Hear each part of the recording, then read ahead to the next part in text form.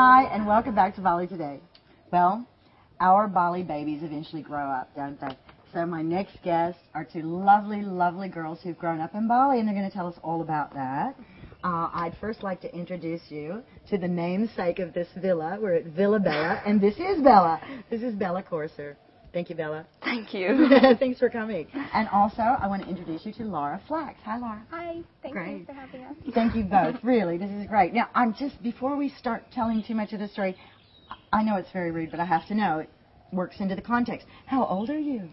I'm 20. I turned 20 last month. Okay, thank you. Thank you. Lara, how old are you? I just turned 22. All right, okay, so we have a time frame now.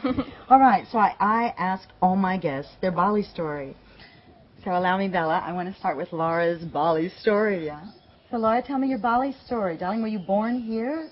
No, I was actually born in Perth in Australia, but my parents had already been living here for probably about 10 years. Did they meet here? Yeah, they did. Oh. They fell in love here. Had a Romance. bit of Bali romance back in the 70s. Yeah, so I was born in Perth, and when I was about 3 weeks old, my parents came back here with me. First school I went to was Park Cadet School on John 66. Then after that went to the infamous Miss Marie's correspondence school, who was the Piranha's teacher as well for the swimming school. Oh, okay. Yeah, okay. went there for a couple of years, and then after that went to Bali International School when I was about 5 years old. And okay. I was there till about halfway through year 8.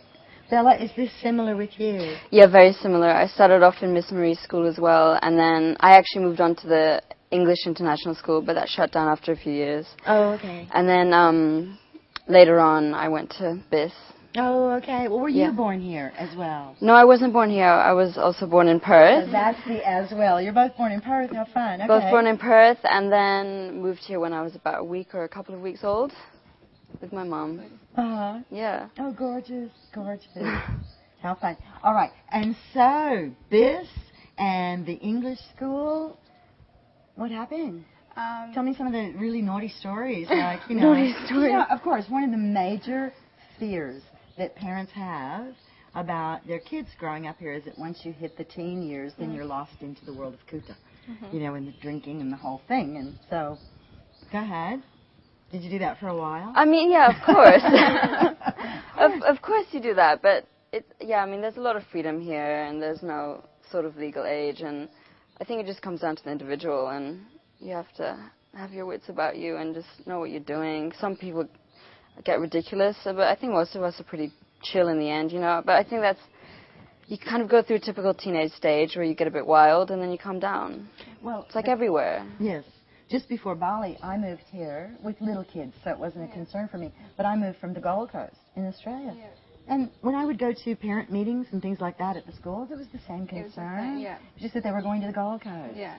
So I don't think it's unique to Bali at all. No. Unique perhaps to holiday places. Yeah. But how did you handle your teens then, Lara? Yeah, well, basically my parents kind of made the executive decision that boarding school was probably a better option. Oh, okay. Yeah. Okay. So halfway through year 8 at BIS, got sent down to boarding school at Methodist Ladies College in Perth. Okay. And went to MLC for 4 years, so from year 9 to year 12.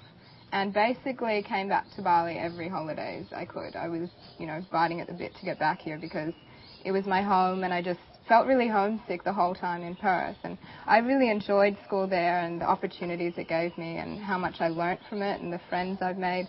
But I still have always had like a yearning to come back to Bali and be here with my friends and my family. And yeah, I experienced the same thing. I was going to say, were you friends at that time? When did you first meet each other? Because I know you're friends now. I mean, I think we've kind of known each other our whole lives, on and off, but we've really been friends for maybe the past few years. Yeah. Past 4 years. Bella's more my cousin Ellie's age, who's a little bit younger, so yeah, a couple of years she's kind of younger. always been with Ellie. Oh, well, like we have known each 20 other. and 2 months, 20 and 6 months. Yeah, yeah, big difference.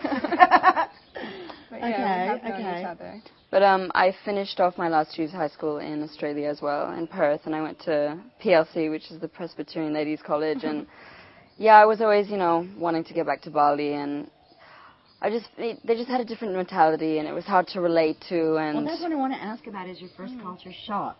The moment that you know, my kids had the opposite, you know, culture shock coming here. But I want to know what you remember of being your culture shock after your whole childhood in Bali when you went to that last year of high school. what can you recall about the culture shock? I guess, in a nutshell, everyone was very straight, and we have a lot of freedom in Bali, and I think people generally trust us. And I guess, and I don't know, in Australia, I just found it very difficult, and there's a lot of rules, and it's very strange to, I don't know how to explain it. I know. It is difficult to talk about that because the concept of personal freedom is strange. And I find even after living outside of America and going back to America, I don't know how to describe it, but Americans have a tendency to talk a lot about freedom, but they don't seem to experience it the way we do here. That's true. So you were 13 or 14 when you first left. What was your memory of a culture shock? Well, I'd been to Australia quite a lot when I was younger for holidays and visiting my family. But yeah, basically the general kind of feeling that I got when I went there was that, my parents trusted me here, and they kind of gave me that freedom and kind of the benefit of the doubt that I was going to get on with things and I was going to kind of do my own thing, and they trusted me in that sense. But being at boarding school, every weekend I had to get signed out by an adult, and it was basically being given permission to do everything, and that kind of, at the start, was very hard to get used to. But in the end, I kind of gained the respect of the boarding house mistresses, and they kind of gave me the trust as well. So I think there is kind of that leniency in Australia, that they will kind of loosen up a little bit once you kind of, One question that I don't know if we can, it's a big subject, but let's see how we can do it, right?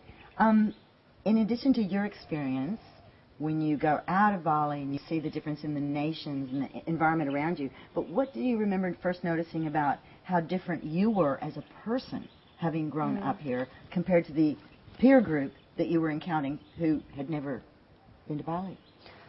One thing I really sort of took note of was I found, well, maybe it was because it was also an all-girls school, but it was very groupy and very cliquey, and you had to kind of look a certain way and have certain things to be in a certain group, and I found here that people didn't really care, and I guess we just have, could you say, maybe different morals, and you appreciate different things, and you just think in a totally different way, and I think kids here have a real appreciation for nature. That's true. And, we respect the culture because we grew up here, we know the people, and the people are lovely, and I kind of just felt like people there were spoiled and took things for granted, if I could say that. I'm generalizing, of course, but that's what I felt. That's what I saw.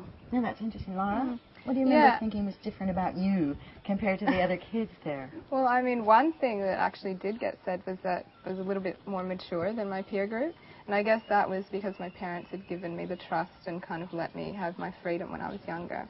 But also just that kind of general feeling about culture, and for one thing, I've always loved the Balinese culture, and I've always respected the ceremonies and, the way they go about life. And I think just having that knowledge and appreciation for another culture that's different to your own, and still feeling kind of that it's a part of you, even though you're not Balinese or, wherever you're from.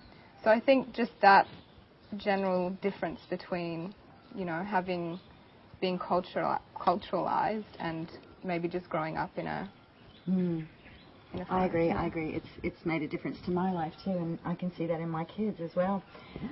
All right, we have to take a little break, but we're not going to let you go. I'm holding on. That's what I was going to say. Because, of course, what we want to know now is, is there life for people after growing up in Bali and having this experience, or do we all just return to Bali and walk on the beach?